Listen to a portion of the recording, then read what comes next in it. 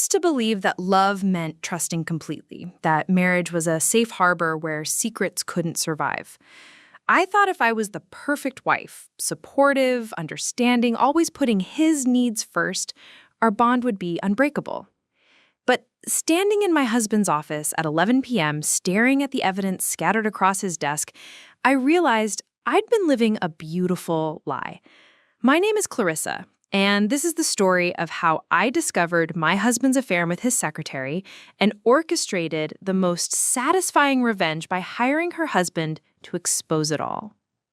Before we dive back in, let us know in the comments where you're watching from.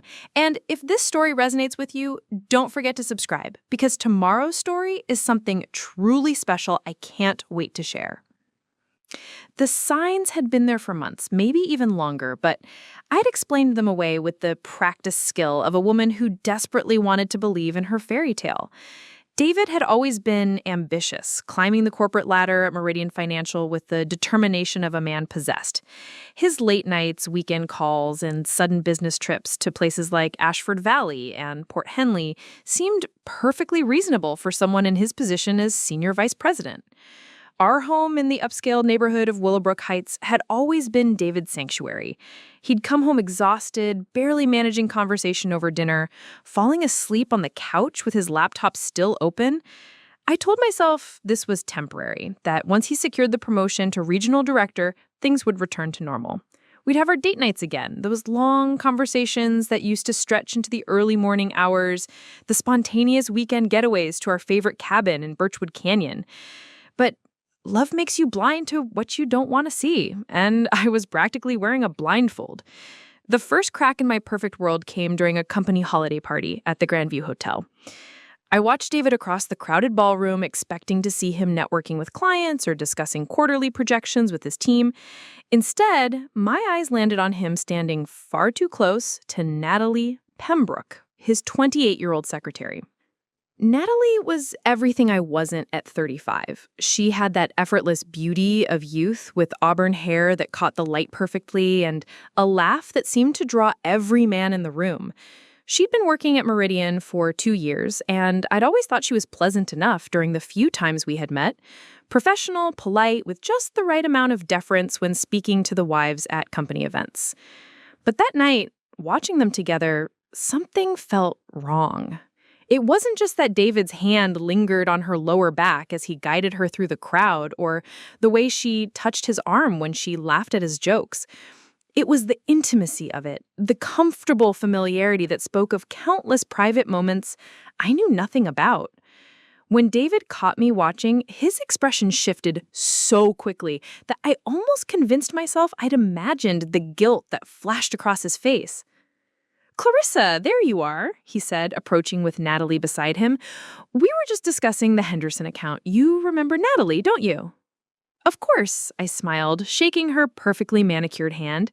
"How are things at the office? David tells me you're indispensable." "Oh, I just try to keep everything running smoothly," she replied with a modest smile that didn't quite reach her eyes. "David works so hard, someone has to make sure he eats lunch and doesn't miss his meetings." The way she said his name, with that slight emphasis, that proprietary tone, it sent a chill down my spine. But I pushed the feeling aside, scolding myself for being paranoid and insecure. This was David, my husband of 8 years, the man who'd proposed to me on the pier at Sunset Harbor with tears in his eyes, promising to love and cherish me forever. The weeks following the party brought subtle changes that I couldn't ignore. David started working even later, often not coming home until after midnight. His explanations became more elaborate, more detailed, as if he was trying to convince himself as much as me. The Carmichael merger required additional analysis. The Richardson proposal needed last-minute revisions. The quarterly reports for the board demanded perfection. His phone, once casually left on counters and nightstands, became an extension of his body. He took it everywhere, to the bathroom, to bed, even to our neighbor's barbecue where he'd never bothered with work calls before.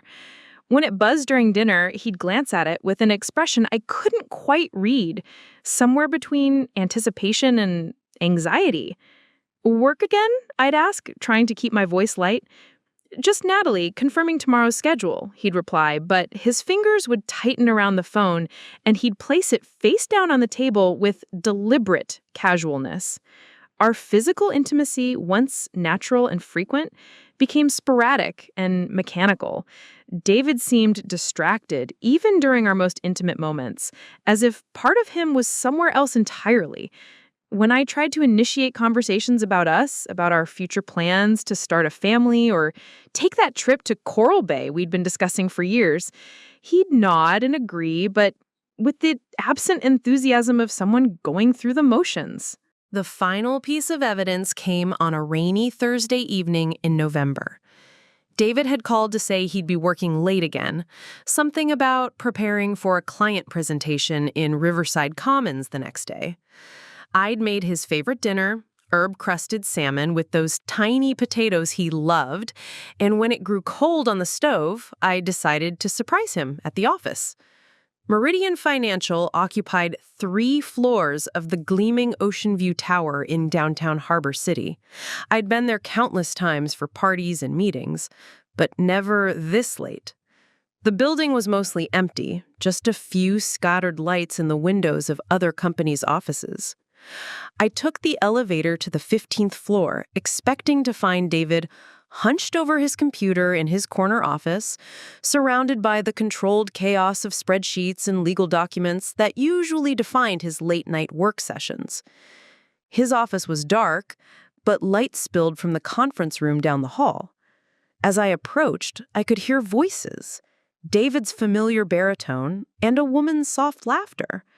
Through the partially open door, I saw them, David and Natalie, but not reviewing presentations or discussing client strategies.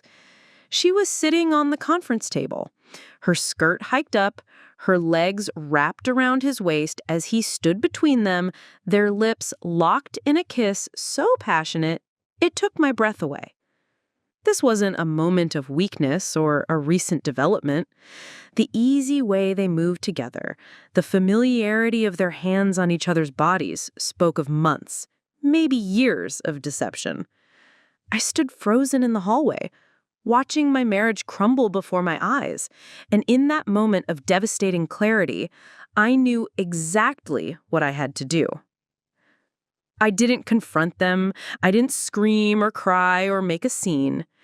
Instead, I quietly took photos with my phone, documenting the betrayal with the cold efficiency of someone who understood that emotion was a luxury I couldn't afford.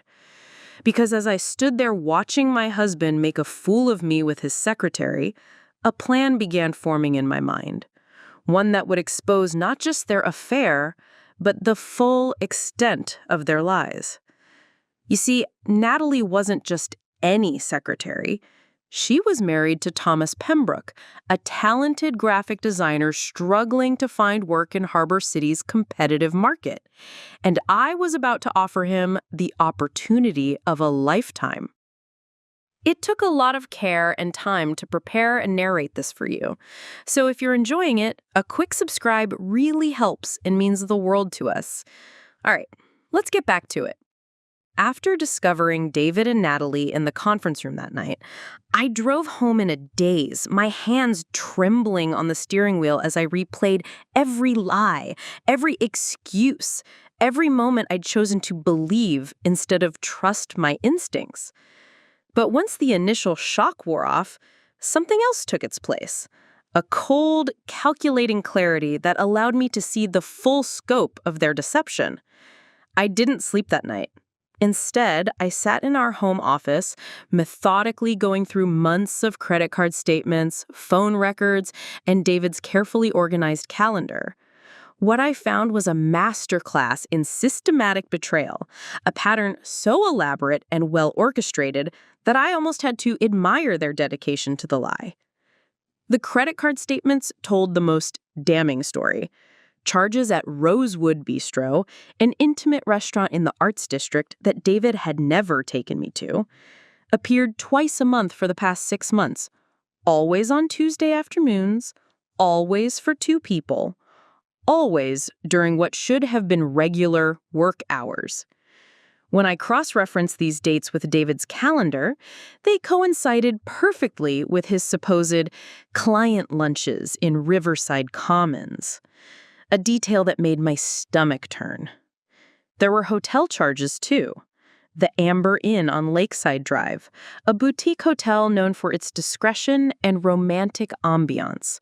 5 separate occasions over the past 3 months, always checked in around noon and checked out by 6 p.m. The same Tuesdays as the Rosewood Bistro charges. They had created a routine, a weekly ritual of betrayal disguised as business obligations. But it wasn't just the financial evidence that painted the picture of their affair.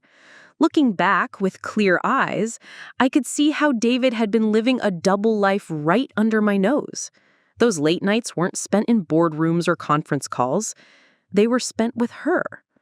The business trips to Ashford Valley and Port Henley were real, but Natalie had accompanied him. I found confirmation in the company travel logs I accessed through David's laptop, which he had carelessly left logged into the company's system. The overnight trip to the Westmont Conference Center in October stood out particularly. David had told me it was a mandatory leadership retreat, spouses not invited. But the expense report showed 2 rooms booked under the company account, one for David Thornton and one for Natalie Pembroke. Except the rooms were adjoining, and the charges for room service showed meals for 2 being delivered to David's room each night. Their text messages, which I accessed through our shared iCloud account that David had forgotten about, revealed the intimate details of the relationship. The messages going back 8 months painted a picture of a couple deeply involved in an emotional and physical affair. They had inside jokes for each other, pet names for each other, and discussed intimate details about their relationship that made my skin crawl. "Can't wait for our Tuesday tradition at Rosewood," Natalie had texted just last week. "I love how you look at me across the table." David's response, "Every Tuesday feels like our first date. You make me feel alive again, darling." Darling. He called her darling. The same endearment he'd stopped using with me months ago, claiming he was too tired for mushy stuff when I'd pointed out how distant he'd become. The messages also revealed how they discussed me, their casual dismissal of my feelings and their marriage vows. In one particularly painful exchange from September, Natalie had written, "Do you think she suspects anything? She seemed quiet at the company picnic." David's reply, "Clarissa doesn't pay attention to details like that. She's too focused on her book club and yoga classes. Sometimes I think she prefers it when I'm not around." The cruelty of it took my breath away. While I'd been trying to give him space to deal with work stress, supporting his career ambitions, and maintaining our home, they'd been mocking my trust and painting me as an oblivious, disconnected wife. But the text that hurt the most was from just 2 weeks ago. "I wish we didn't have to sneak around," Natalie had written. "I hate watching you pretend to be happy at home." David's response, "Soon, darling. After the Henderson merger goes through and I get the promotion, I'll have enough saved to make the transition easier. We just need to be patient a little longer." The transition. They were planning to leave their spouses. David was already mentally preparing for our divorce, calculating the financial impact while I remained completely unaware. The Henderson merger he'd been working on so diligently wasn't just about his career. It was about securing enough money to start a new life with his secretary. I discovered they'd even looked at apartments together. Browser history on David's laptop showed searches for luxury condos in Marina Heights, the upscale waterfront district where young professionals like to live. Saved listings for 2-bedroom units with panoramic bay views, each costing more per month than our current mortgage. They'd toured 3 different buildings, according to the email confirmations I found in a folder David thought he'd hidden well enough. The most devastating evidence came in the form of a jewelry receipt I found tucked inside one of David's work notebooks. A $3,000 necklace from Hartwell & Associates, the exclusive jeweler downtown. The purchase date was October 15th, exactly 1 week after our 8th wedding anniversary, which David had acknowledged with a grocery store bouquet and a distracted kiss before rushing off to another important meeting. I'd never seen this necklace, never received anything from Hartwell & Associates, but I'd noticed a delicate silver chain around Natalie's neck at the last company function, catching the light as she laughed at David's jokes. She'd touched it unconsciously throughout the evening, the way women do with gifts that hold special meaning. The pattern extended to their work behavior, too. Natalie's official hours were 9 a.m. to 5 p.m., but her key card access logs showed her regularly staying until 8 or 9 p.m. on the nights David worked late. They were spending nearly 12 hours a day together, sharing meals, private conversations, and intimate moments, while I waited at home like a faithful wife, never questioning why my husband seemed to prefer his office to our bedroom. Even their vacation schedules aligned suspiciously. When David had claimed he needed to work through my birthday weekend in July, citing the urgent Morrison account, Natalie had also been unavailable for her husband Thomas's family barbecue that same weekend. Thomas had mentioned it to me at the company Christmas party last year, expressing disappointment that Natalie's work commitments seemed to be increasing. "She's so dedicated," he'd said, with a mixture of pride and resignation. "Sometimes I feel like I married Meridian Financial instead of my wife." If only he'd known how true that statement was. The final piece of their pattern revealed itself in David's browser history: searches for divorce lawyers in Harbor City, articles about asset protection during separation, and forum discussions about amicable divorce proceedings. He'd been researching how to leave me while minimizing his financial losses, all while continuing to share our bed and accept my support for his career. They had created an elaborate fantasy life together, complete with future plans, shared dreams, and a timeline for making their relationship public. Meanwhile, I'd been living in the shell of a marriage, unknowingly playing the role of the devoted wife in their cruel charade. But as I sat surrounded by the evidence of their systematic deception, I felt something shift inside me. The heartbreak was still there, raw and painful, but it was being overshadowed by something far more powerful: determination. They thought they were so clever, so careful in their planning. They'd underestimated me completely, dismissing me as the oblivious housewife who would never catch on to their sophisticated scheme. They had no idea what was coming, because while they'd been planning their future together, I'd been formulating a plan of my own. And unlike their deception, mine would be executed with precision, patience, and perfect timing. Thomas Pembroke was about to receive the job opportunity of a lifetime, and David and Natalie were about to learn that the woman they'd underestimated was far more dangerous than they'd ever imagined. Armed with undeniable proof of David's betrayal, I found myself caught in a whirlwind of emotions that threatened to consume me entirely. The logical part of my mind screamed that I should confront him immediately, demand answers, and end this charade once and for all.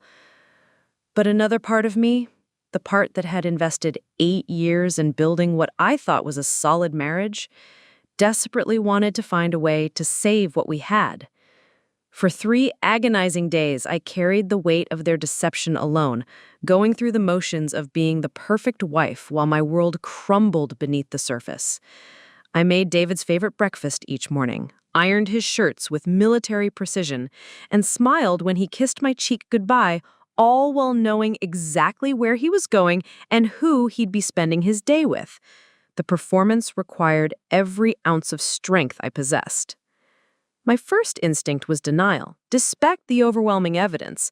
I found myself making excuses for them, creating elaborate justifications that might explain away what I'd witnessed. Maybe the conference room kiss was a moment of weakness, a lapse in judgment fueled by work stress and too much wine at the office holiday party. Perhaps the hotel visits were legitimate business meetings that had been miscoded in the expense reports. The text messages could be misinterpreted. Maybe their use of darling was just friendly workplace banter taken too far. I even convinced myself to check David's story about the Westmont Conference Center retreat. I called the hotel directly, pretending to be from Meridian Financial's accounting department, needing to verify the billing for corporate tax purposes. The polite desk clerk confirmed what I already knew but had hoped wasn't true. Mr. Thornton and Miss Pembroke had indeed occupied adjoining rooms and had specifically requested the accommodation when making the reservation. They mentioned they were working on an important presentation together, the clerk added helpfully. Very professional couple, if I may say so. They seemed quite dedicated to their work. The way she said it, with that knowing tone, made it clear that the hotel staff hadn't been fooled by their business relationship any more than I should have been. Still, I tried to rationalize their behavior. David had been under enormous pressure at work. The Henderson merger was worth millions to the company, and his promotion depended on its success. Maybe Natalie was just providing emotional support during a stressful time, and their relationship had crossed professional boundaries without becoming a full-blown affair. But deep down, I knew I was grasping at straws. The evidence was too comprehensive, too systematic, too deliberately hidden to be anything other than what it appeared, a calculated betrayal of our marriage vows. My second strategy was to become the perfect wife, as if somehow I could love David back to fidelity. I threw myself into our relationship with renewed vigor, planning elaborate dinners, surprising him with tickets to the symphony, and initiating romantic evenings that I hoped would remind him why he'd married me in the first place. I started working out more frequently, bought new lingerie, and even made an appointment with the expensive hairstylist in Maplewood Village that I'd always considered too extravagant. "You look beautiful, sweetheart," David said one evening when I emerged from my bedroom wearing a new dress I'd bought specifically to catch his attention. But his eyes barely lingered on me before returning to his phone, and I caught him smiling at whatever message had just arrived. When I tried to peek at the screen, he quickly turned it away, claiming it was boring work stuff. I planned a weekend getaway to Moonrise Bay, the romantic coastal town where we'd honeymooned 8 years earlier. I'd researched the perfect bed and breakfast, made reservations at the restaurant where we'd shared our first married meal, and even arranged for champagne to be waiting in our room. But David canceled at the last minute, claiming that the Morrison account required his immediate attention and he couldn't possibly leave town. "I'm really sorry, Clarissa," he said, and for a moment I thought I detected genuine regret in his voice. "This merger is make or break for my career. Once it's finalized, I promise we'll take that trip to Europe we've been talking about." I wanted to believe him so desperately that I ignored the fact that his calendar showed no Morrison account meetings that weekend. Instead, I rescheduled the trip for the following month and threw myself into planning an even more elaborate romantic scape. The more effort I put into saving our marriage, the more distant David became. My attempts at physical intimacy were met with exhaustion or distraction. Our conversations became increasingly one-sided, with me desperately trying to engage him in discussions about our future while he provided non-committal responses between glances at his phone. Even our shared interests, like hiking the trails around Willowbrook Heights, cooking together on Sunday mornings, and watching old movies on rainy evenings, seemed to lose their appeal for him. One particularly painful evening, I'd prepared an elaborate dinner featuring all of David's favorite dishes. I'd spent the entire day shopping for ingredients, preparing complex sauces, and setting the dining room table with our wedding china and the candles that we'd received as a gift from my mother. When David arrived home 2 hours late, he barely glanced at the spread I'd prepared. "This looks great, honey, but I'm not really hungry," he said, pulling out his phone. "Natalie sent over some documents I need to review tonight. Rain check?" He disappeared into his home office, leaving me alone with a table set for two and a meal growing cold. I sat there for nearly an hour, staring at the flickering candles and wondering how we'd reached this point. When I finally knocked on his office door to ask if he'd like me to wrap up his dinner for later, I could hear him on the phone, his voice warm and animated in a way it hadn't been with me in months. "No, you're absolutely right about the quarterly projections," he was saying, followed by soft laughter. "You always know exactly what I'm thinking before I say it." I stood outside that door, listening to my husband speak to another woman with the intimacy and affection that had once been reserved for me, and felt something fundamental break inside my chest. My final attempt to save our marriage came in the form of couples therapy. I'd researched therapists in Harbor City, read reviews, and found Dr. Patricia Moreland, a highly recommended marriage counselor who specialized in helping couples rebuild trust and communication. I'd even called her office and had a preliminary consultation, explaining our situation in the vaguest terms possible, growing apart, communication issues, the usual challenges that long-term couples faced. When I suggested therapy to David, his reaction was immediate and defensive. Therapy? Clarissa, we don't need therapy. We're just going through a rough patch because of work stress. Once this merger is complete, everything will go back to normal. But we barely talk anymore, I pressed, trying to keep my voice calm and rational. We haven't had a real conversation in weeks. Don't you think it might help to have a neutral party help us reconnect? David's jaw tightened, and for a moment, I saw something in his eyes that looked almost like panic. I don't have time for therapy sessions right now. My job is hanging in the balance, and you want me to spend hours discussing our feelings with a stranger? That's not exactly supportive, Clarissa. The accusation stung because it was so unfair. I had been nothing but supportive of his career, even when it meant sacrificing my own needs and happiness. I'd given up my part-time consulting work to manage our household more efficiently. I'd turned down social invitations so I'd be available when he needed to discuss work stress. I'd postponed my own dreams of starting a family because he insisted we wait until after his promotion. I'm trying to save our marriage, I said quietly, feeling tears threaten to spill over. I love you, David, but I feel like I'm losing you.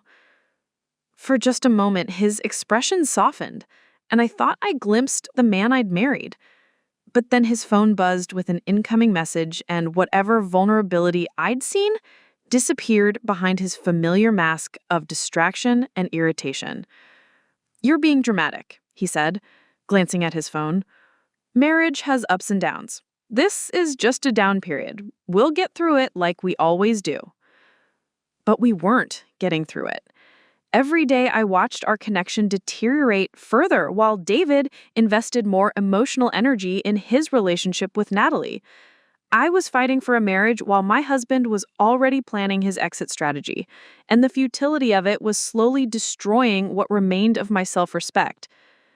It was during this period of desperate attempts to save our relationship that I made a disturbing discovery about Thomas Pembroke, Natalie's husband. Through mutual connections in our social circle, I learned that Thomas had been struggling professionally for over a year. His freelance graphic design business had suffered when his largest client, a marketing firm in downtown Harbor City, had been acquired by a larger agency that used in-house designers. Thomas was talented. I'd seen his portfolio at a neighborhood gathering the previous summer. But he was also proud, the kind of man who struggled to ask for help even when his family's financial security was at stake. Natalie had been working longer hours at Meridian, officially to help cover their expenses while Thomas rebuilt his client base. But I now knew the real reason for her increased dedication to the job. The irony was devastating. While Thomas worked late into the night trying to salvage his career and provide for his wife, Natalie was spending her evenings in hotel rooms with my husband, planning their future together while her own marriage was slowly crumbling under financial strain and emotional neglect. It was this realization that finally broke through my denial and self-blame. I wasn't fighting to save a marriage. I was enabling a fantasy while two innocent people, Thomas and myself, paid the price for our spouse's selfishness. David and Natalie had made their choice, and it was time for me to make mine. The perfect wife act had failed. The romantic gestures had been ignored. The attempts at deeper communication had been rebuffed. I couldn't save a marriage that my husband had already abandoned, but I could ensure that the truth came to light in a way that would make their betrayal impossible to ignore or explain away.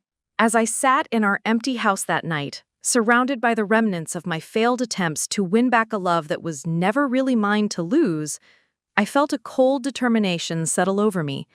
David and Natalie thought they were so clever, so careful in their deception. They had no idea that their calculated betrayal was about to meet its match in the form of an equally calculated revenge. It was time to stop playing the fool and start playing to win. The breaking point came on a Thursday evening in late November, 3 weeks after I had exhausted every attempt to salvage our marriage. I'd spent the day at Riverside Medical Center visiting my mother, who was recovering from minor surgery. She'd been asking about David. wondering why he hadn't visited her in the hospital, and I'd made excuses about his demanding work schedule, while my heart ached with the knowledge of where his priorities actually lay. When I returned home around 7 p.m., I expected to find the house empty, as usual. David's pattern had become predictable. Home late, distracted dinner conversation, and then hours locked in his office, catching up on work. But as I pulled into our driveway, I noticed his BMW parked in its usual spot, which was unusual for a Thursday. According to his calendar, which I'd memorized in my desperate attempts to understand his schedule, he should have been at a client dinner with the Richardson Group until at least 9.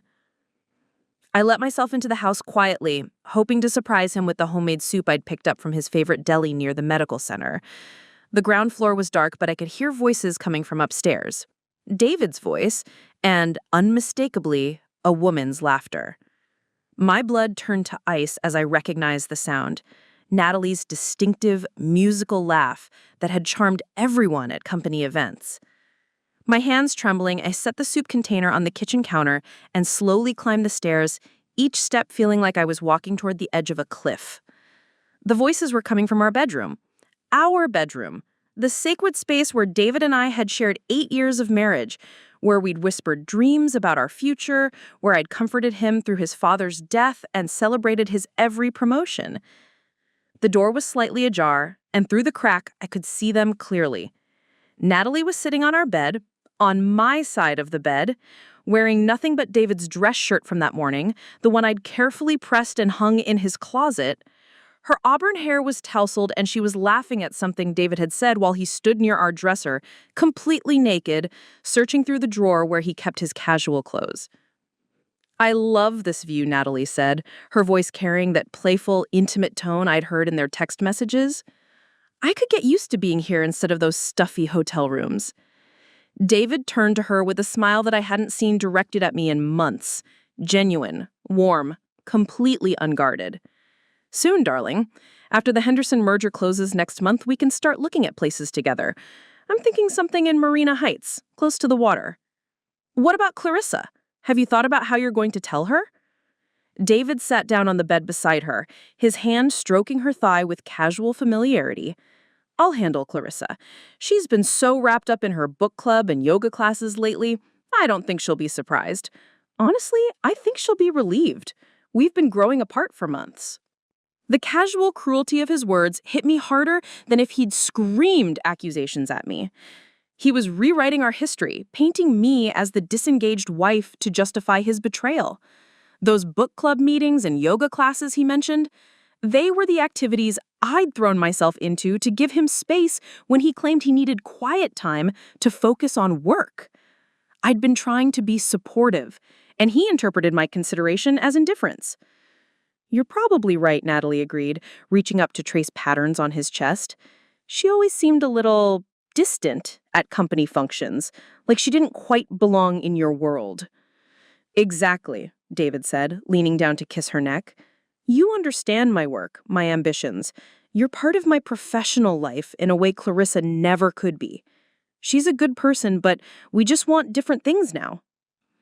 I pressed my back against the hallway wall, struggling to process what I was hearing. They weren't just having an affair, they were building a complete narrative that justified their actions and painted me as the obstacle to David's happiness. In their twisted version of events, I was the problem that needed to be solved, not the wife who had been systematically betrayed and deceived.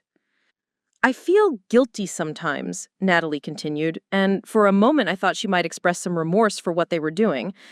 "Thomas has been so stressed about work lately, and I haven't been much help.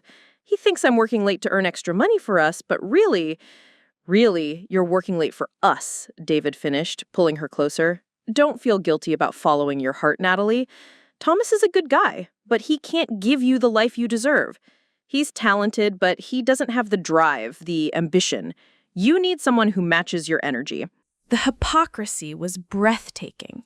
David was criticizing Thomas for the very struggles that Natalie's emotional absence had contributed to, while Thomas worked desperately to provide for a wife who was already planning to leave him.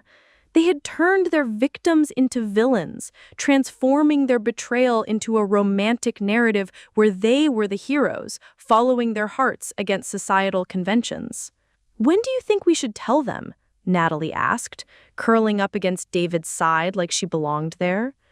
"After New Year's," David replied, his tone becoming businesslike, as if he were planning a corporate restructuring instead of destroying two marriages. "The Henderson deal will be finalized by then, and I'll have the promotion locked in. My lawyer says timing is crucial for asset protection. If we handle this right, both divorces can be relatively painless." Both divorces. They had discussed this with lawyers, planned the logistics, strategized the most financially advantageous way to dismantle the marriages they'd already abandoned emotionally. While I'd been desperately trying to save our relationship, David had been calculating how to end it with minimal cost to himself. "What about the house?" Natalie asked, glancing around our bedroom with appraising eyes. "Clarissa can keep it," David said magnanimously, as if he were granting me a generous favor instead of discussing the division of assets I'd helped accumulate. "She's attached to this place, and the mortgage is reasonable. I'll be making significantly more money after the promotion, so I can afford something better for us." Something better. Our home, where we'd hosted dinner parties and celebrated anniversaries, where we'd painted the guest room together in preparation for the children we'd planned to have, was just a stepping stone to him now, something he could discard as he moved on to his upgraded life with his younger, more ambitious girlfriend. I listened to them plan my future with the detached efficiency of corporate executives dividing market territories. They discussed custody arrangements for pets we didn't have, speculated about how our mutual friends would react, and debated whether to make their relationship public immediately or wait a respectful period after the divorces were finalized. "I think we should be discreet at first," Natalie suggested, "for professional reasons. Some people might think it's inappropriate that we started dating while working together." Started dating.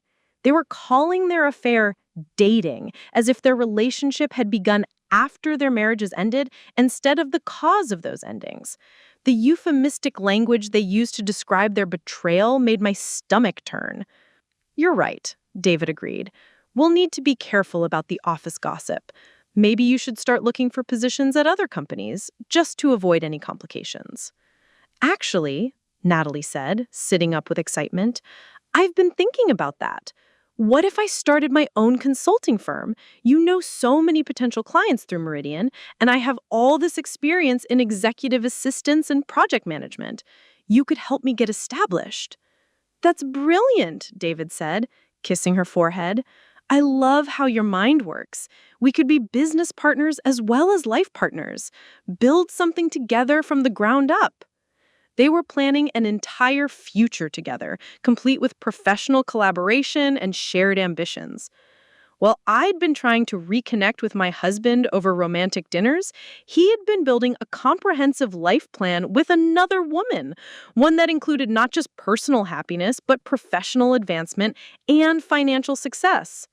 The final straw came when Natalie reached into the nightstand drawer, my nightstand drawer, and pulled out a small velvet box I'd never seen before. Inside was a diamond ring, not large, but elegant, clearly expensive and carefully chosen. "You still can't believe you bought this," she said, slipping the ring onto her right hand and admiring how it caught the light from our bedside lamp. "It's a promise ring," David explained, taking her hand and kissing the finger where the ring sat. "A promise that as soon as we're both free, I'll replace it with something even more beautiful." He had bought her an engagement ring. While I'd been planning weekend getaways to save our marriage, my husband had been shopping for jewelry to celebrate its end. The ring probably cost more than the groceries I'd been carefully budgeting to help us save money for our future, the future that existed only in my imagination. I backed away from the door, my heart pounding so loudly I was certain they'd hear it. But they were too absorbed in their fantasy to notice anything beyond their immediate bubble of self-congratulation. They'd created a complete alternate reality where they were the protagonists of a love story instead of the villains in a tale of systematic betrayal. They had no idea that the breaking point they'd just pushed me past wasn't the end of my fight, it was the beginning of theirs. And unlike their affair, which had been conducted in shadows and secrecy, my response would be executed in broad daylight, with witnesses, evidence, and consequences they'd never see coming. Tomorrow, I would begin building the life they'd never expect and couldn't control, starting with a phone call to Thomas Pembroke. The morning after discovering David and Natalie in our bedroom, I woke up with a clarity I hadn't felt in months. While they slept peacefully in the bed where I'd once felt safe and loved, I sat in the kitchen at 5 a.m., drinking coffee and researching Thomas Pembroke with the methodical precision of a detective building a case. What I found confirmed everything I'd suspected about Natalie's husband. Thomas was indeed talented. His online portfolio showcased innovative designs for everything from restaurant logos to corporate branding campaigns.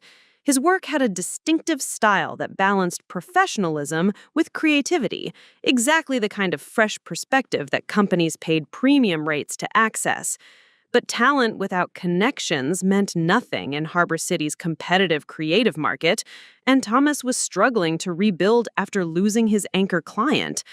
His LinkedIn profile told the story of a man trying to maintain professional optimism while his wife systematically destroyed their marriage. Excited to explore new creative partnerships, read one post from 2 weeks ago. Currently accepting projects for Q1 2024. Let's build something amazing together. The responses were polite but non-committal. Lots of likes, a few encouraging comments, but no actual job offers. Thomas was shouting into the void of social media networking, hoping someone would throw him a professional lifeline while his wife systematically destroyed their marriage. I spent the next 3 days conducting covert research that would have impressed any private investigator. I discovered Thomas's coffee routine at Brewster's Cafe on Elm Street, his weekly visits to the Riverside Farmers Market, and his habit of working late at the public library's business center when his home internet wasn't reliable. I learned that he drove a 10-year-old Honda Civic with a dent in the rear bumper, that he shopped for groceries with coupons, and that he'd started selling some of his photography equipment to help cover their monthly expenses. Most importantly, I confirmed that Thomas had absolutely no idea about his wife's double life. During my accidental encounter with him at the farmer's market, where I'd positioned myself near the organic vegetable stand he frequented, he spoke about Natalie with genuine affection and pride. She's been working such long hours lately, he told Mrs. Henderson from our neighborhood, who'd asked about Natalie's absence from their usual Saturday morning shopping routine. The merger at her company has everyone putting in extra time, but she's so dedicated. I keep telling her she's working too hard, but you know how it is. She wants to make sure she's positioned well for the promotion opportunities that might come up. Promotion opportunities. Thomas thought his wife was working late to advance her career and improve their financial situation. He had no idea she was working late to plan her exit strategy from their marriage. She's lucky to have such a supportive husband, Mrs. Henderson replied. And I watched Thomas's face light up with genuine happiness at the compliment. I'm the lucky one, he said. And the sincerity in his voice made my heart ache for him. Natalie believes in my work even when I don't believe in it myself. She keeps telling me that the right opportunity will come along, that I just need to be patient. Standing 20 feet away, pretending to examine organic tomatoes while eavesdropping on this conversation, I felt a surge of protective fury toward this kind, unsuspecting man. Thomas was everything David wasn't: loyal, supportive, genuinely invested in his spouse's happiness. He deserved so much better than the betrayal that was coming his way. But more than that, Thomas represented an opportunity for justice that was almost too perfect to believe. Here was a talented professional being undermined by the very person who was supposed to support him, while that same person helped my husband plan to abandon me. The symmetry was poetic, and I intended to use it to my advantage. My first step was establishing a professional identity that Thomas would find credible. I couldn't approach him as Clarissa Thornton, the wife of David Thornton from Meridian Financial, without raising immediate suspicions. Instead, I became Claire Morrison, recently relocated marketing consultant and founder of Morrison Creative Solutions, a boutique agency specializing in rebranding campaigns for mid-sized companies. Creating this identity required careful preparation. I registered a limited liability company under the name Morrison Creative Solutions using a commercial mailbox address in the Riverside district, far from Willowbrook Heights, where Thomas might recognize me as David's wife. I designed a professional website showcasing case studies from my previous work. Actually, rebranded versions of real campaigns I'd researched extensively, modified just enough to avoid copyright issues while demonstrating legitimate expertise. The business bank account, professional email address, and phone number with a sophisticated voicemail system completed the illusion. Within a week, Claire Morrison existed as a fully documented professional entity with the credentials to hire a freelance graphic designer for a substantial rebranding campaign. My research into Thomas's work style and preferences allowed me to craft the perfect job opportunity. I'd studied his portfolio extensively, noting his particular strength in hospitality branding and his innovative use of color psychology in restaurant logos. The fictional client I created, Seaside Hospitality Group, was supposedly expanding their boutique hotel chain and needed a complete rebranding package for 3 properties in coastal markets. The project scope was extensive enough to provide Thomas with several months of steady income while being specific enough to demonstrate that Claire Morrison understood his strengths as a designer. The timeline was aggressive but manageable, the budget was generous without being suspiciously high, and the creative brief played directly to Thomas's documented expertise in luxury hospitality branding. When I called Thomas from the Morrison Creative Solutions office number, actually a professional call forwarding service that made the contact appear completely legitimate, his voice betrayed his excitement, despite his attempt to sound professionally composed. "Thank you for considering me for this project," he said after I'd outlined the scope and timeline. "The Seaside Hospitality Group sounds like exactly the kind of client I'd love to work with. Could you tell me a bit more about their target demographic and brand positioning goals?" His questions were intelligent and demonstrated genuine engagement with the project. This wasn't just about the money for Thomas, though I knew he desperately needed it, but about the creative challenge and the opportunity to do work that mattered. The enthusiasm in his voice when discussing design concepts made David's casual dismissal of Thomas's ambition seem even more cruel and uninformed.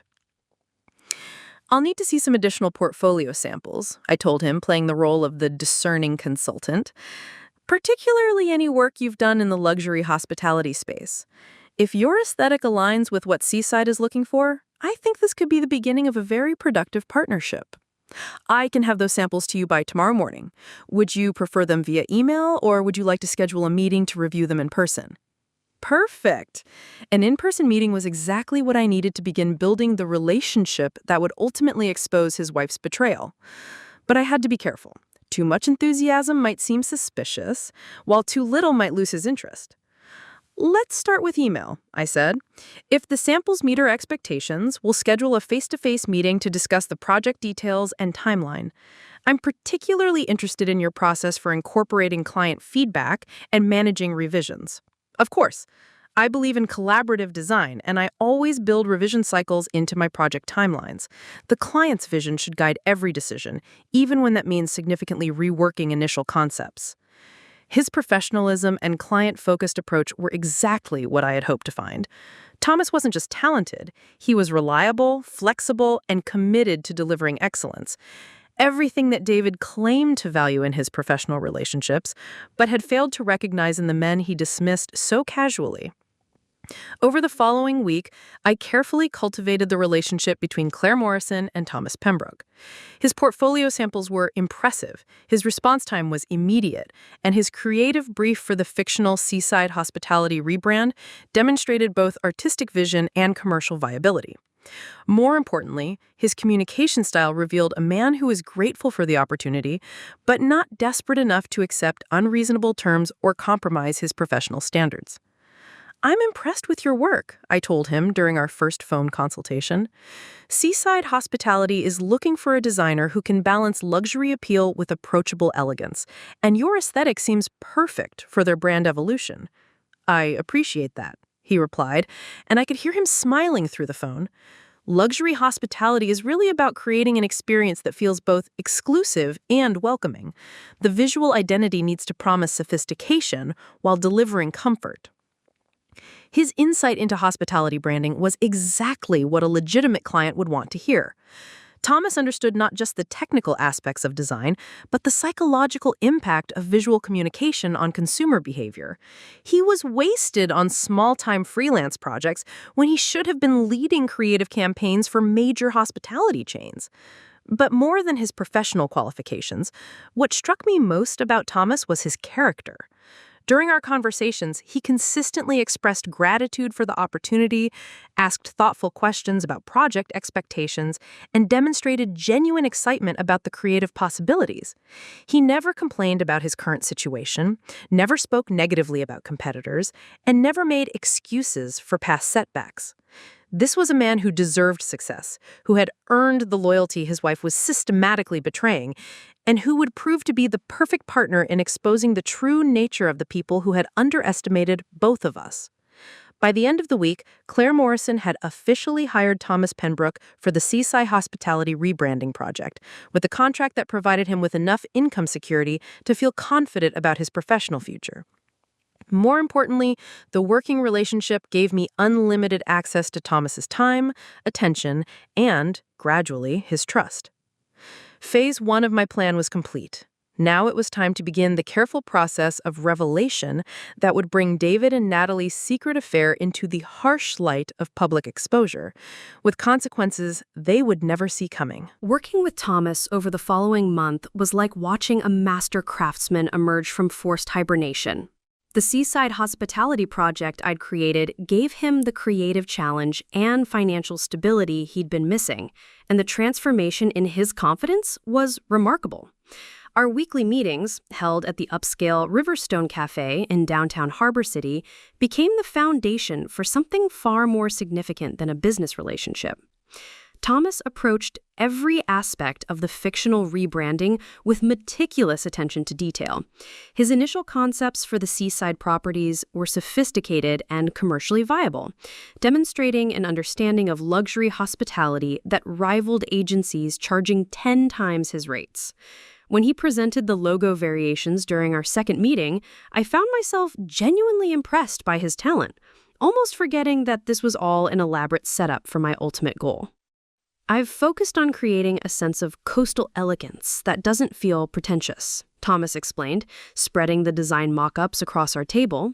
The color palette draws from natural seaside elements, sea glass blues, driftwood grays, and sunset golds, but with enough sophistication to appeal to affluent travelers.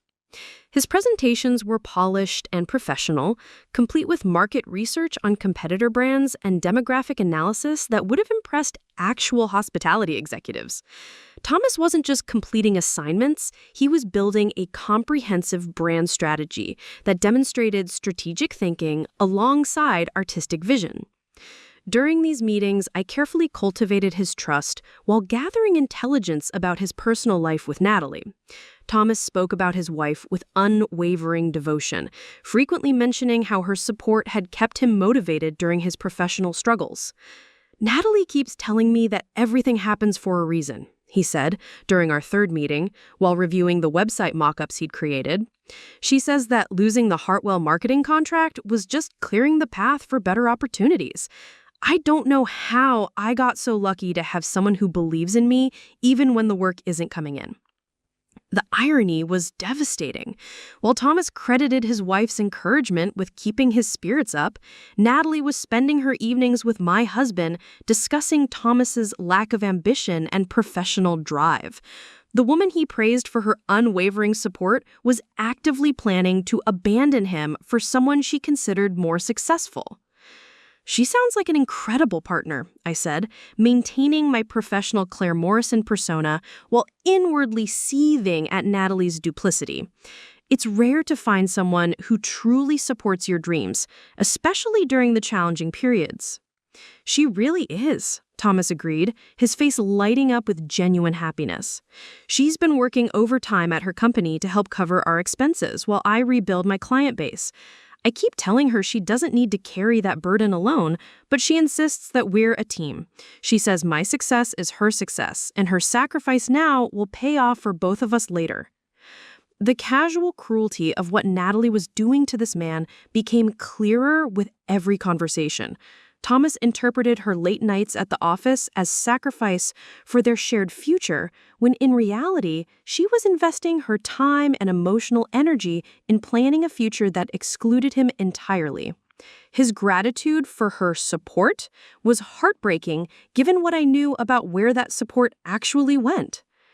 As our professional relationship deepened, I began carefully probing for information about Natalie's behavior and schedule. Thomas, trusting and unsuspecting, freely shared details that confirmed everything I'd discovered through my surveillance of David's affair. "She's been getting home really late lately," Thomas mentioned during our fourth meeting, "usually around 10 or 11 p.m., sometimes later. The merger at Meridian Financial has everyone pulling crazy hours, but I worry she's pushing herself too hard. She barely eats dinner anymore, just goes straight to bed when she gets home." Of course she barely ate dinner at home. She was having elaborate meals with David at Rosewood Bistro and intimate room service dinners at the Amber Inn. The exhaustion that sent her straight to bed wasn't from working late. It was from maintaining the emotional energy required to deceive two husbands simultaneously. Does she ever talk about the people she works with? Sometimes it helps to understand the workplace dynamics when someone is under that much stress. "Not really," he replied, seeming slightly puzzled by the question. "She used to mention her boss occasionally, I think, but lately she's been pretty quiet about work specifics. She says it's all confidential merger stuff that she can't discuss outside the office." The fact that Natalie had stopped mentioning David by name suggested she was becoming more careful about maintaining the separation between her home life and her affair. But Thomas's casual mention of David something confirmed that he had no idea about the true nature of his wife's relationship with her boss. By our fifth meeting, I had gathered enough information to construct a detailed timeline of Natalie's deception and David's complicity. More importantly, I'd built enough trust with Thomas to begin the delicate process of revelation. But first, I needed to ensure that the exposure would be comprehensive, undeniable, and public enough to prevent any possibility of damage control. The opportunity came when Thomas mentioned Meridian Financial's annual holiday party scheduled for the second Friday in December at the exclusive Ocean View Country Club. "Natalie's been stressed about this party for weeks," Thomas said, reviewing the final website designs I'd requested. "Apparently, it's a huge deal for the company. All the major clients will be there, plus the board of directors. She's worried about making a good impression since there might be promotion opportunities coming up after the merger." The holiday party, the perfect venue for maximum impact and witnesses. I'd attended these events for years as David's wife, watching him network with clients while Natalie stayed professionally invisible in the background. This year would be different. This year, Thomas would be there to see exactly how his wife spent her overtime hours. "That sounds like an important event for her career," I said carefully. "I assume spouses are invited to these corporate functions?" "Usually, yes," Thomas replied. "But Natalie said this one is more of a working event, focused on client presentations and merger discussions. She thought it might be boring for me, and honestly, I'm not great at corporate small talk. I told her I'd rather stay home and work on some personal projects." Perfect.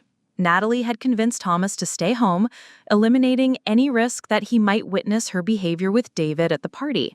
She'd probably been planning to attend as David's unofficial date, maintaining their professional facade while enjoying the intimacy of a couple's evening out. But Thomas wouldn't be staying home this year. Claire Morrison was about to receive an invitation to the Meridian Financial holiday party, and she would need her talented graphic designer to accompany her as her date.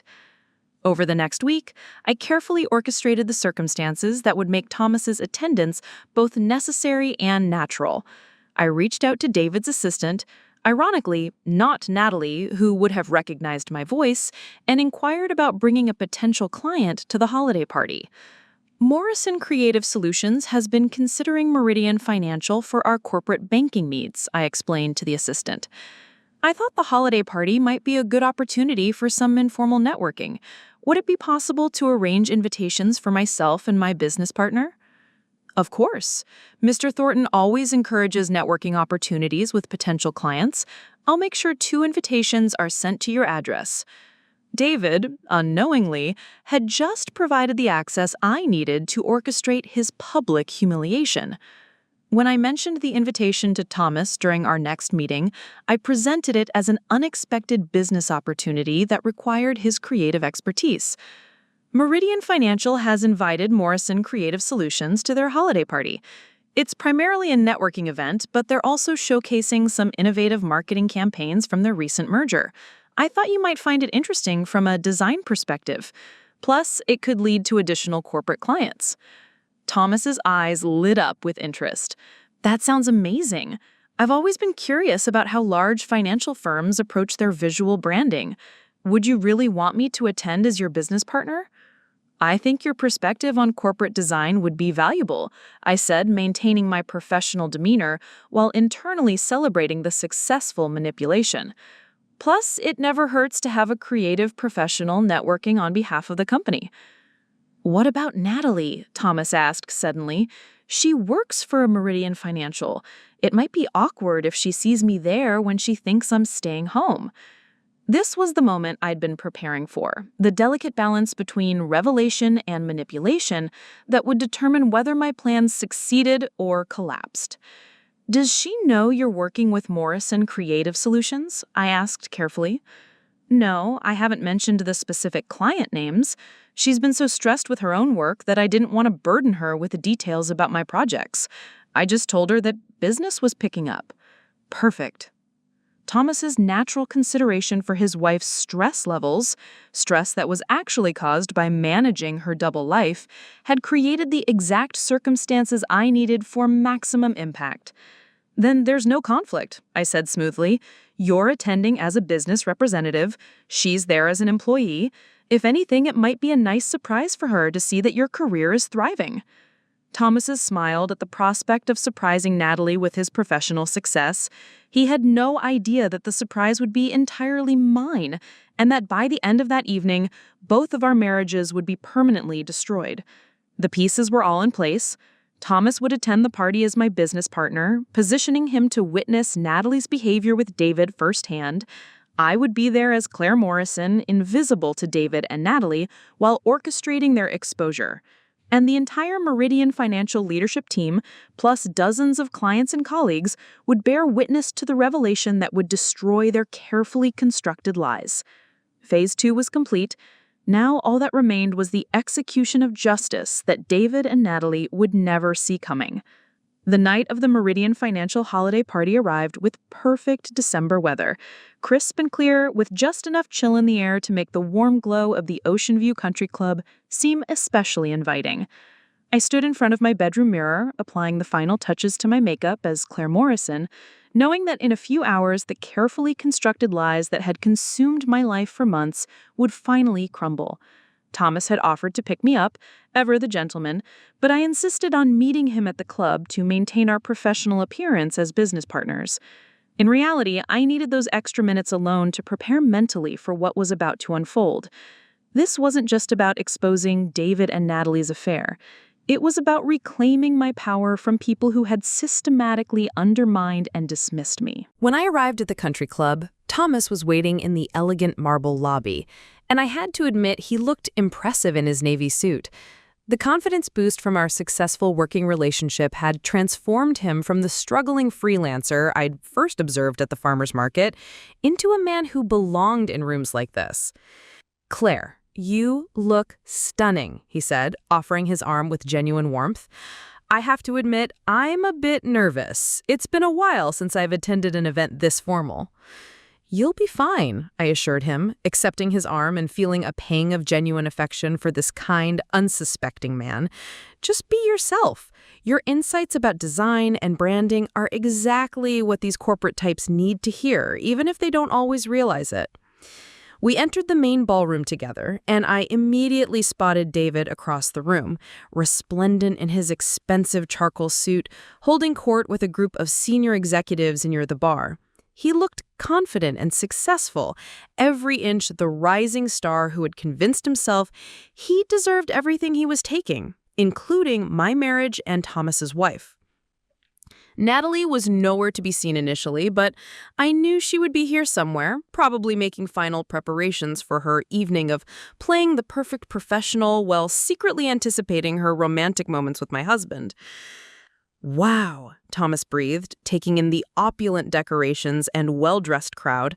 Natalie was right about this being a big deal. Look at this place. The ballroom was indeed spectacular, with crystal chandeliers casting warm light over elegantly dressed couples and business associates. Round tables draped in cream linen surrounded a small dance floor, while servers circulated with champagne and hors d'oeuvres. It was the kind of event where careers were made and important connections forged.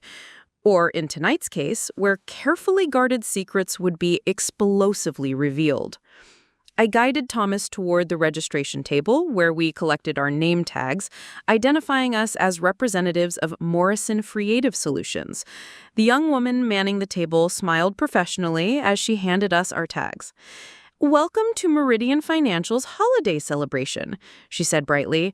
"Please help yourselves to drinks and appetizers. The presentation will begin at 8:30, followed by dancing." As we moved into the crowd, I kept one eye on David's location while maintaining animated conversation with Thomas about the event's atmosphere and networking opportunities.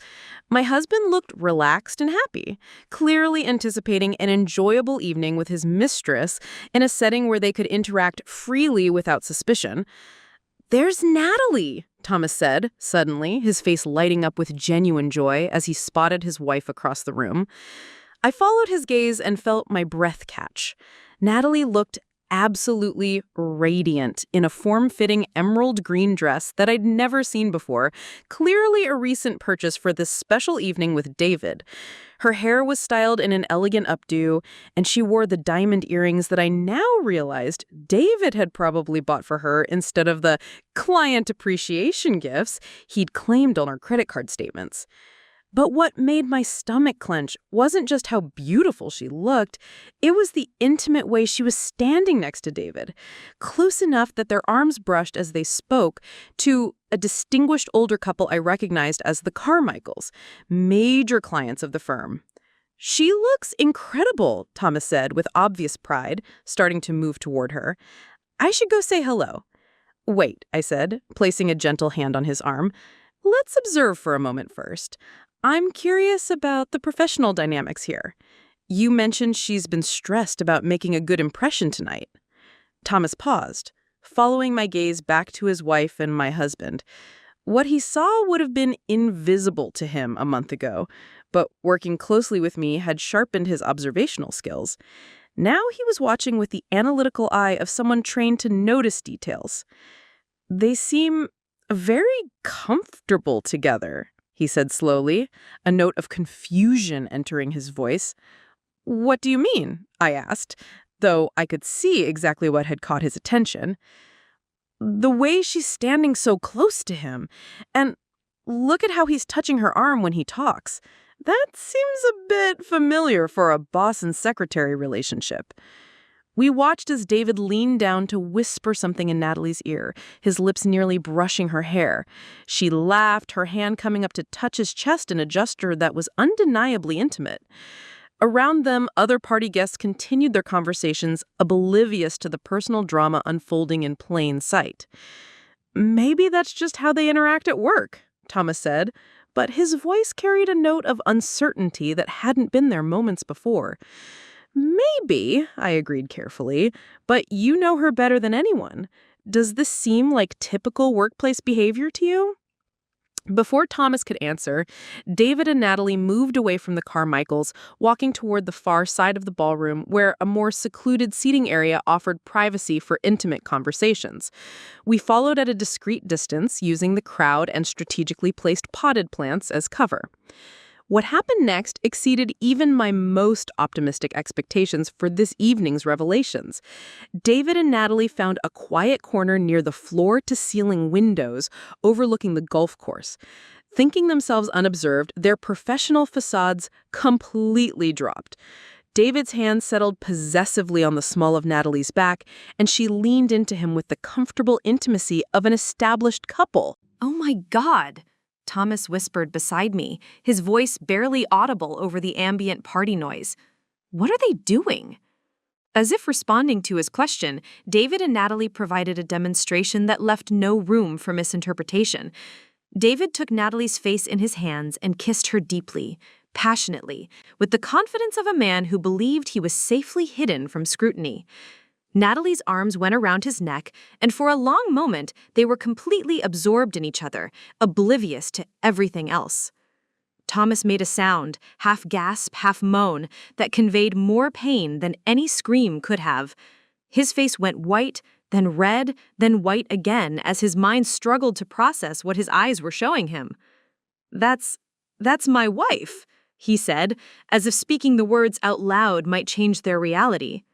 "Yes," I said softly, "and that's my husband." Thomas turned to stare at me, confusion joining the devastation in his eyes. "Your husband? But I thought you said your name was Claire Morrison." "My real name is Clarissa Thornton," I said, feeling a weight lift from my shoulders as I finally dropped the pretense that had defined our entire relationship. "David Thornton is my husband of 8 years, and that woman he's kissing is the reason my marriage is ending." The revelation hit Thomas like a physical blow. His legs seemed to give out slightly, and he reached for the back of a nearby chair to steady himself. You knew. All this time, you knew what they were doing, and you hired me to see the truth," I finished. "Yes, I hired you because you deserved to know what your wife was really doing during all those late nights at the office, and because you deserved the chance to succeed professionally while she was sabotaging your marriage." Across the room, David and Natalie had separated from their embrace, but remained close together, his arm around her waist as they surveyed the party like a couple hosting their own celebration. Thomas stared at them with growing understanding and anger. "How long?" he asked. "At least 8 months, probably longer. They've been planning to leave us both. The Henderson merger David's been working on? It's their exit strategy. As soon as it's finalized and he gets his promotion, they're planning to file for divorce and start their new life together."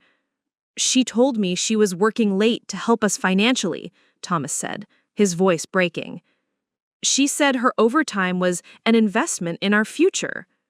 "She was investing in her future, just not with you." The transformation in Thomas was remarkable to watch. The gentle, trusting man I'd worked with for weeks was replaced by someone harder, angrier, more focused. He straightened his shoulders and looked directly at me. "What do we do now?" he asked. I smiled for the first time in months with genuine satisfaction. "Now we make sure everyone at this party knows exactly what kind of people they really are." What happened next would be talked about in Harbor City business circles for years to come. Thomas, fueled by righteous anger and devastating betrayal, walked directly across the ballroom towards his cheating wife and my unfaithful husband. I followed close behind, no longer hiding my identity or my purpose. "Natalie," Thomas called out when we were still 20 feet away, his voice carrying clearly across the nearby conversations. Both David and Natalie turned toward the sound, their expressions shifting from surprise to confusion to absolute horror as they recognized Thomas and then me approaching them with unmistakable determination. "Thomas?" Natalie gasped, her face going pale. "What are you doing here? I thought you were staying home tonight." "Apparently, there were a lot of things you thought I didn't know, like how you've been spending your overtime hours." David finally registered my presence, and the color drained from his face as he recognized his wife standing beside the husband of his mistress. "Clarissa," he said weakly. What? How? Hello, darling, I said, using Natalie's pet name for him with deliberate irony. Surprise.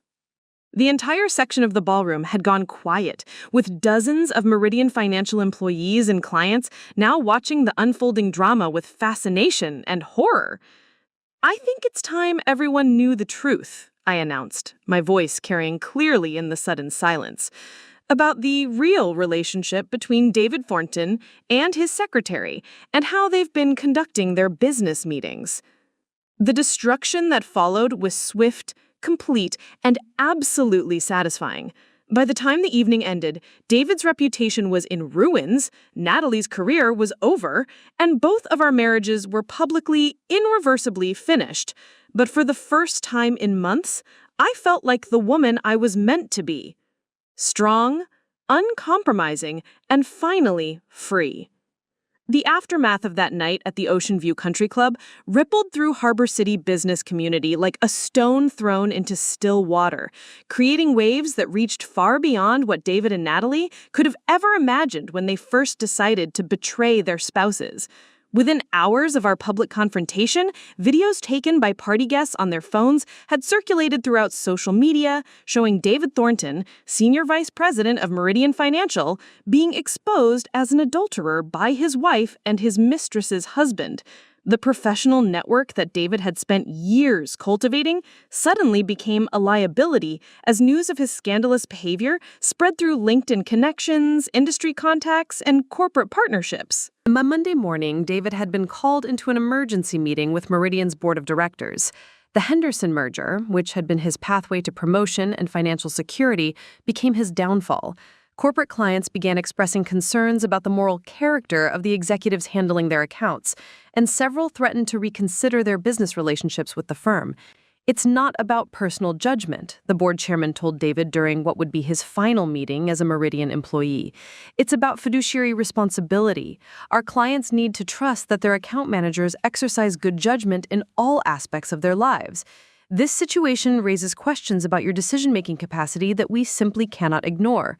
David was terminated with immediate effect, his company car confiscated, his access to corporate accounts revoked, and his pension benefits frozen pending a full investigation into his expense account irregularities. The hotel receipts, restaurant charges, and business travel expenses that had funded his affair were now being scrutinized by corporate auditors, adding potential fraud charges to his professional disgrace. Natalie's fate was even swifter and more severe. As David's direct subordinate, her affair with him violated multiple company policies regarding workplace relationships and ethical conduct. But more damaging were the revelations about her use of company resources to facilitate their relationship. Accessing David's calendar to coordinate their meetings, using company computers to research apartments and plan their future together, and claiming overtime pay for hours spent in hotel rooms rather than conference rooms. Effective immediately, Ms. Pembroke's employment with Meridian Financial is terminated for cause, read the brief statement released to staff.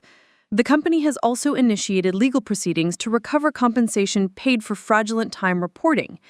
The legal proceedings would prove to be just the beginning of Natalie's problems. Within days of the party, Thomas had filed for divorce, citing adultery and emotional abandonment.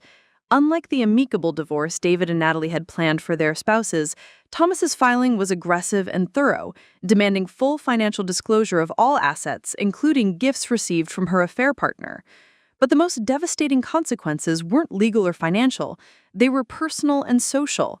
Harbor City, despite its size, maintained the gossipy intimacy of a small town when it came to scandals involving prominent families. The story of the Meridian Financial holiday party became the defining social event of the winter season, discussed at dinner parties, book clubs, and coffee shops throughout Willowbrook Heights and beyond. David's attempts to find new employment were repeatedly sabotaged by his reputation. Executive recruiters who had once courted him aggressively now returned his calls with polite but firm rejections. "Your qualifications are impressive," one headhunter told him honestly, "but corporate America has a long memory for this type of scandal. Most firms won't risk the negative publicity." Meanwhile, Thomas flourished in ways that surprised even me. The confidence he'd gained from our collaboration on the fictional seaside hospitality project translated into real business success as word spread about his professional abilities. Several executives who had witnessed the holiday party confrontation reached out to him, not out of pity, but out of genuine admiration for the dignity and strength he'd shown during his public humiliation. That man handled an impossible situation with more class than most people show on their best day, Martha Richardson from Richardson & Associates told her colleagues. Anyone with that kind of character under pressure is someone I want to work with. Within 3 months, Thomas had more freelance work than he could handle, leading to the launch of Pembroke Creative Agency as a full-service agency. His first major contract came from Richardson & Associates, followed quickly by referrals that grew his business beyond his most optimistic projections. The professional success he'd struggled to achieve while supporting an unfaithful wife came naturally once he was free to focus entirely on his craft and career. Our friendship, born from deception but rooted in genuine respect and shared experience, evolved into something neither of us had expected. Thomas was the first person to truly understand the unique pain of discovering that your spouse's work obligations were actually romantic obligations to someone else. We spent hours talking through the complex emotions of betrayal, anger, and eventual acceptance, helping each other navigate the practical and emotional challenges of rebuilding our lives. I keep thinking I should hate you for the deception, Thomas told me during one of our regular coffee meetings, 6 months after the holiday party. You manipulated me, created an elaborate lie, used my professional desperation to serve your personal agenda. And, I asked, genuinely curious about his perspective. And I'm grateful, he said with a laugh that held no bitterness. You gave me my career back, showed me my worth, and saved me from wasting more years on someone who had already written me out of her life. The methodology was questionable, but the results speak for themselves. My own transformation had been equally dramatic but more complex. The house in Willowbrook Heights, which David had so magnanimously offered to let me keep in his divorce plans, became truly mine through legal proceedings that were far less generous to him than he had anticipated. His secret financial planning for his new life with Natalie included hiding assets and underreporting income, discoveries that my divorce attorney used to secure a settlement that left me financially independent and comfortable. Your husband thought he was playing chess while you were playing checkers, my lawyer explained during one of our strategy sessions.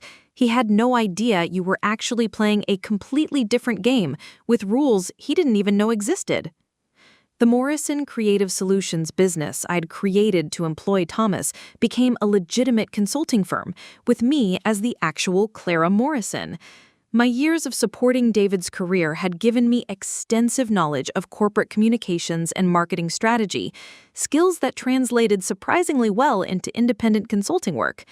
The fictional expertise I'd claimed to hire Thomas became real expertise as I threw myself into understanding the business I'd accidentally created. More importantly, I'd discovered aspects of my personality that marriage to David had suppressed. The strategic thinking, the ability to plan and execute complex objectives, the confidence to take calculated risks. These weren't new traits, but rediscovered ones, capabilities that had been dormant during years of trying to be the supportive wife David claimed to want. My relationship with my family and friends also shifted dramatically. The people who had expressed sympathy for David's work stress and suggested I be more understanding of his long hours suddenly realized they had been inadvertently supporting his affair. The awkward dinner parties where I'd made excuses for David's absence were replaced with invitations that included only me, as friends and relatives recognized that I was more interesting and engaging without his presence. I never realized how much you dimmed your own light to make room for his, my sister Caroline told me during one of our newly regular lunch dates. You're funnier, smarter, more confident than I've seen you in years. It's like you've remembered who you were before you became half of David and Clarissa. The most unexpected development was my relationship with Thomas's professional success. As Pembroke Creative Design grew, he needed someone with business development and client relationship skills to help manage the administrative aspects of his expanding agency. My consulting experience in corporate connections made me the logical choice for a partnership that benefited both our careers. I never thought I'd be grateful for my husband's affair, I told Thomas one evening as we reviewed contracts for 3 new major clients. But without his betrayal, I never would have discovered what I was capable of achieving on my own. Maybe that's the real revenge. not just exposing their lies, but proving that we're better off without them. They thought they were trading up to better partners, but they actually gave up the best relationships they'll ever have.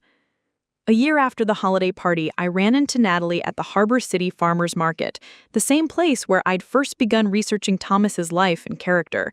She looked tired, older, and carried herself with the defeated posture of someone whose grand plans had collapsed completely. Her relationship with David had ended within months of their public exposure. Apparently, the stress of unemployment, legal bills, and social ostracism had revealed that their love affair couldn't survive the real-world challenges that marriage requires. "Clarissa," she said quietly when she noticed me examining the organic vegetables at Mrs. Henderson's stand. "Natalie," I replied politely, feeling nothing but mild curiosity about this woman who had once seemed so threatening to my happiness. "I heard you started your own business," she continued, clearly struggling to maintain normal conversation. That's really good. I'm glad you're doing well." "Thank you," I said simply. There was nothing else to add. No anger, no triumph, no need to rehash the past or offer false forgiveness. She had been a problem that I'd solved, and now she was simply a stranger who had once played a role in my story. As I drove home from the market, I realized that this brief encounter had provided the final confirmation of something I'd suspected for months. My revenge hadn't been about destroying David and Natalie, though it had certainly accomplished that goal. It had been about discovering and reclaiming the woman I was always meant to be, independent, capable, unafraid to pursue what I deserved. The woman who had stood in that hallway listening to her husband plan her divorce had been replaced by someone stronger, wiser, and infinitely more dangerous to anyone who might try to underestimate her again. David and Natalie thought they were discarding the inconvenient spouses who stood in their way of happiness. Instead, they had unleashed two people who proved to be far more formidable than they had ever imagined, and who had found success and fulfillment beyond what their marriages had ever provided. In trying to write us out of their story, they had inadvertently given us the freedom to write our own.